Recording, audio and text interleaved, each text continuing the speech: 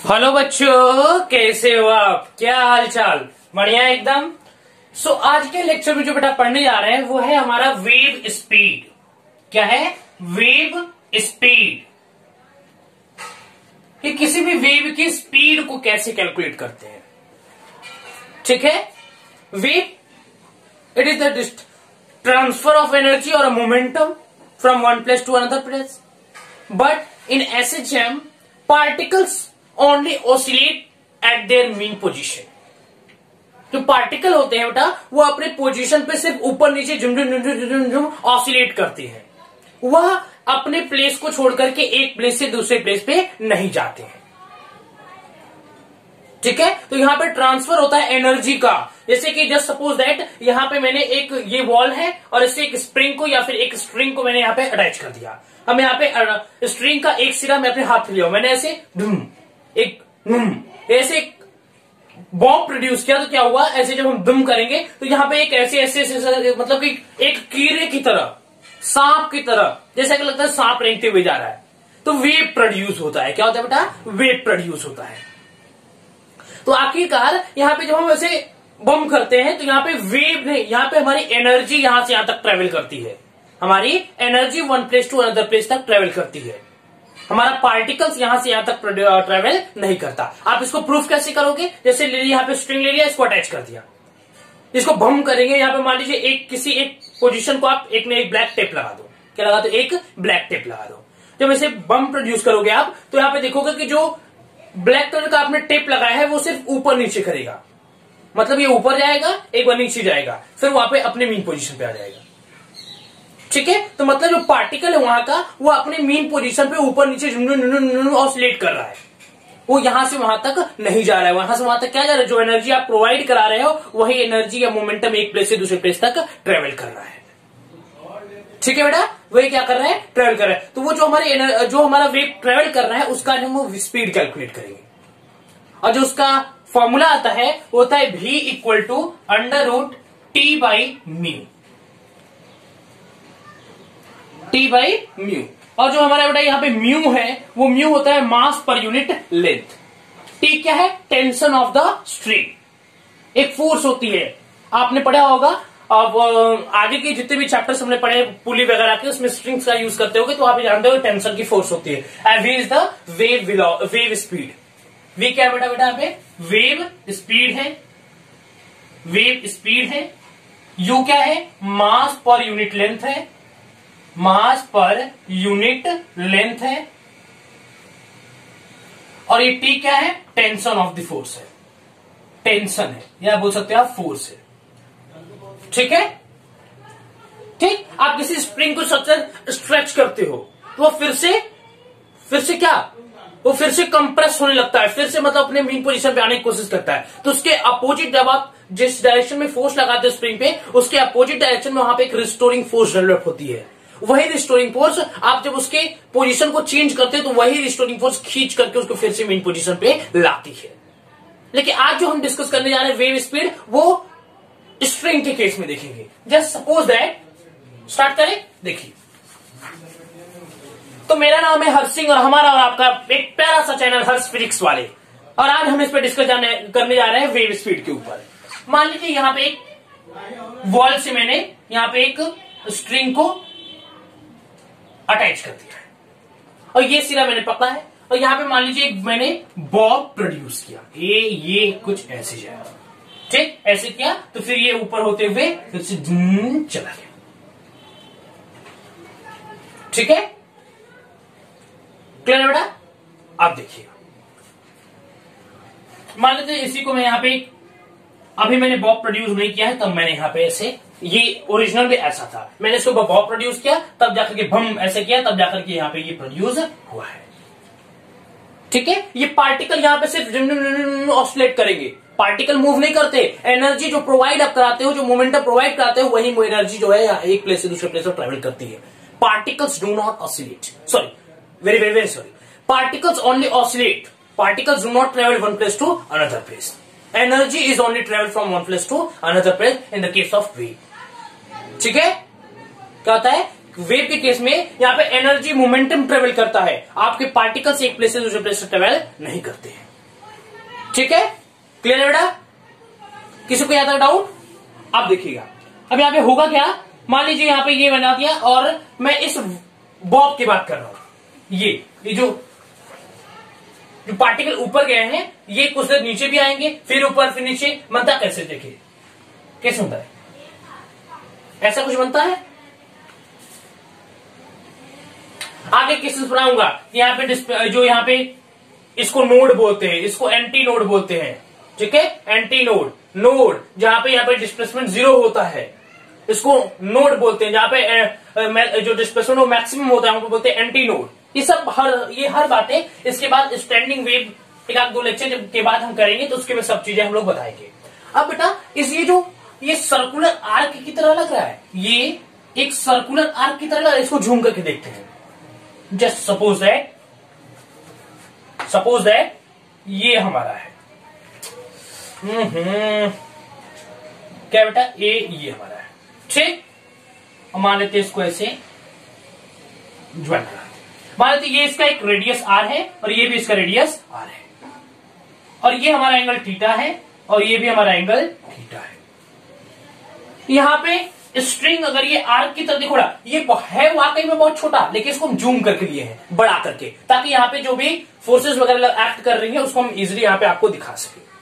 ठीक है, अब देखिए यहाँ पे एक टेंशन की फोर्स लगेगी, यहाँ पे भी टेंशन की फोर्स लगेगी या नहीं लगेगी? ठीक है, यहाँ पे एक टेंशन की फोर्स लगेगा और यहाँ पे भी टेंशन का फोर्स लगेगा। तो टेंशन के दो कंपोनेंट हो गए, पहला हॉरिजॉन्टल डायरेक्शन में और सेकेंड वर्टिकल डायरेक्शन में। तो ये हमारा हो जाएगा टी कॉस थीटा और ये हमारा हो जाएगा टी साइन थीटा। क्लियर बेटा? और यह वाला भी हमारा एंगल क्या हो जाएगा, थीटा।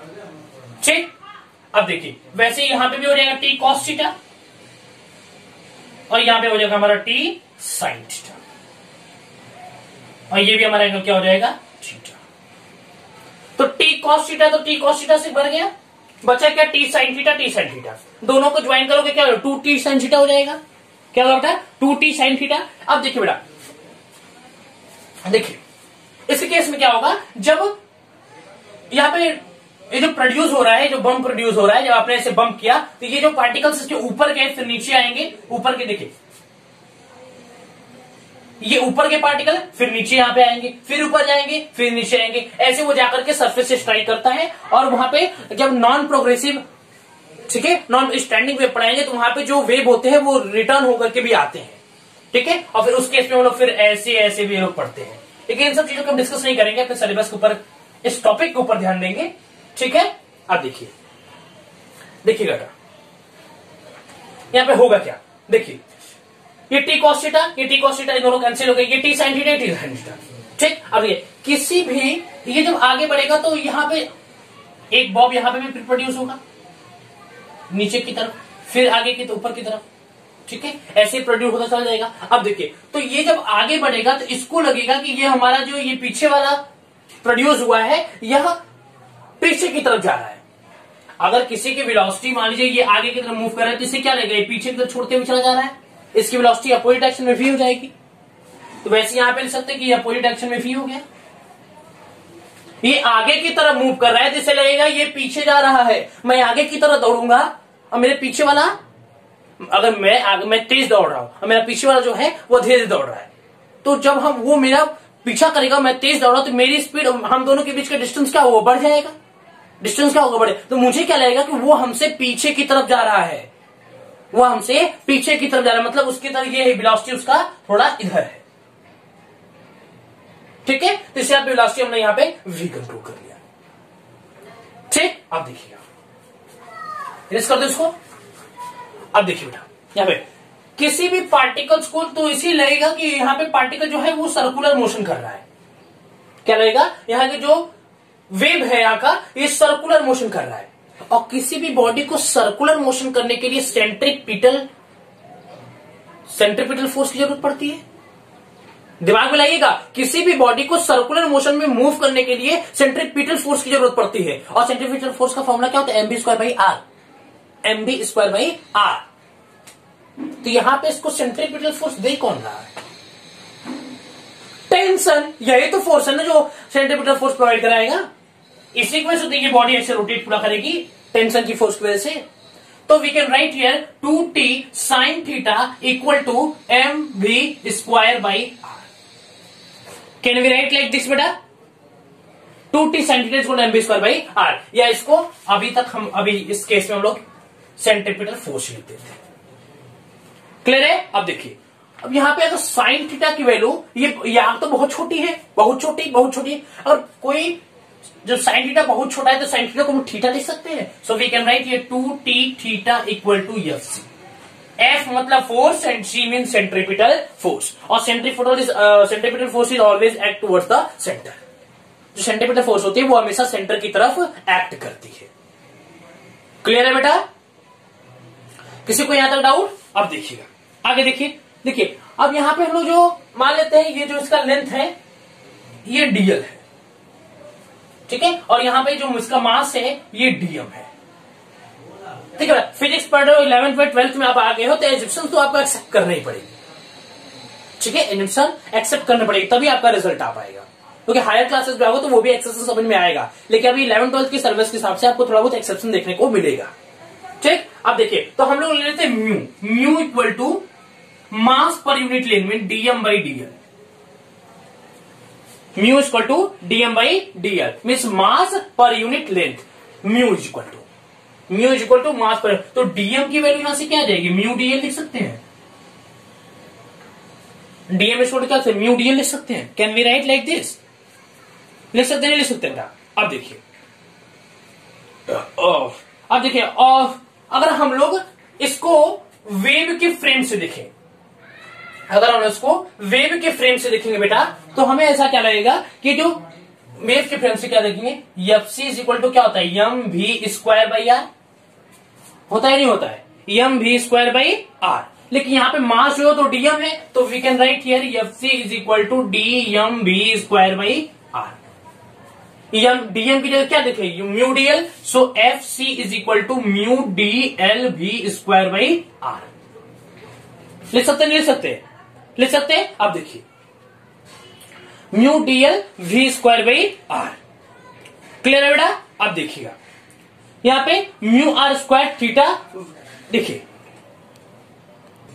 अब देखिए बेटा यहां पे डीएल इक्वल टू क्या हो जाएगा? डीएल इक्वल टू क्या हो जाएगा बेटा? आर टू थीटा हो जाएगा। R is the radius and theta दो हमारे थीटा है, तो ये हमारे क्या हो जाएंगे? ये दो थीटा है, तो आर इंटू टू थीटा। ठीक है, तो डीएल इक्वल टू क्या हो जाएगा? R two theta. यहां पे देखिएगा इसी को मैं यहां लिख रहा हूं, F C equal to mu DL V square by R, ये था। अब इसको क्या लिखेंगे? म्यू डीएल की जगह R two theta V square by capital R. ठीक है, अब देखिए हम लोग को यहां मिला कि F C is equal to two theta भी होता है, टू टी थीटा क्या होता है? F C is equal to two T T. Theta यहां पे एफ सी की जगह पुट कर देते हैं two T theta equal to mu R two theta V square by R. ठीक है, अब देखिए अब इसको अरेंज कर देते हैं, इसको लिख देते हैं हम लोग two theta T. Two theta से टू थीटा मर गया, ठीक है, आर से आर मर गया, बचा क्या हमारा? T equal to v square mu v square बचा। T equal to mu v square. तो हम लोग वी स्क्वायर इक्वल टू क्या लिख सकते हैं बेटा? यहां पे वी स्क्वायर इक्वल टू क्या? टी बाई यू लिख सकते हैं, T by U, T by mu. ठीक, तो यार V square equal to T by mu, क्योंकि यहाँ पे म्यू को हम नीचे लाए, वी स्क्वायर बच गया, तो V square equal to T by mu. तो यहाँ पे वी इक्वल टू क्या लिख सकते हैं? Under root T by mu नहीं लिख सकते हैं। हमारा वी क्या हो गया? यही हमारा हो गया वेव स्पीड। क्या हो गया बेटा? Wave speed. और ये हमारा टी क्या हो गया? टेंशन। म्यू क्या हो गया? मास पर यूनिट लेंथ। मास पर यूनिट लेंथ। कैमरे में दिख रहा है कि नहीं दिख रहा है? कैमरे में दिख रहा है कि नहीं दिख रहा है? हाँ दिख रहा है। मास पर यूनिट लेंथ। तो यहां पे हमने डिराइव कर लिया कि जो वेव स्पीड की वैल्यू होती है वो होती है under root T by mu. T is the tension force, mu is the mass per unit length and V is the wave speed. Mu is the wave speed. हमारा time कितना हो चुका है 15 मिनट्स। ठीक है, तो आज के लेक्चर के लिए हमने प्रूफ क्या किया है, वेव स्पीड की वैल्यू, वेव स्पीड की वैल्यू। और हमारी वेव स्पीड की वैल्यू क्या है बेटा, हमारी वेव स्पीड की वैल्यू आई है v equal to under root T by. ठीक है, बता चुका हूं कि v क्या है, हमारा वेव स्पीड है, t क्या है बेटा टेंसिल की फोर्स है, म्यू का है मास पर यूनिट लेंथ। ठीक है, और ये जो हमारा v की वैल्यू निकली है ये हम लोग स्ट्रिंग के केस से निकाले, तो ये हमारा हो जाएगा speed of wave speed of string. Wave speed है ये स्ट्रिंग के केस का। t हमारा क्या है बेटा tension of the string, and mu क्या है मास पर यूनिट लेंथ।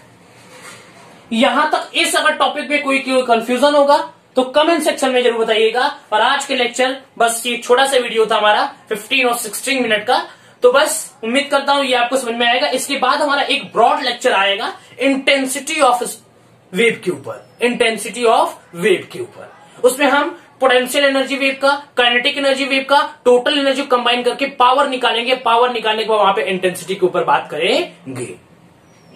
तो बस आज की वीडियो इतना ही, तब तक के लिए पढ़ाई करते रहे। All the very best.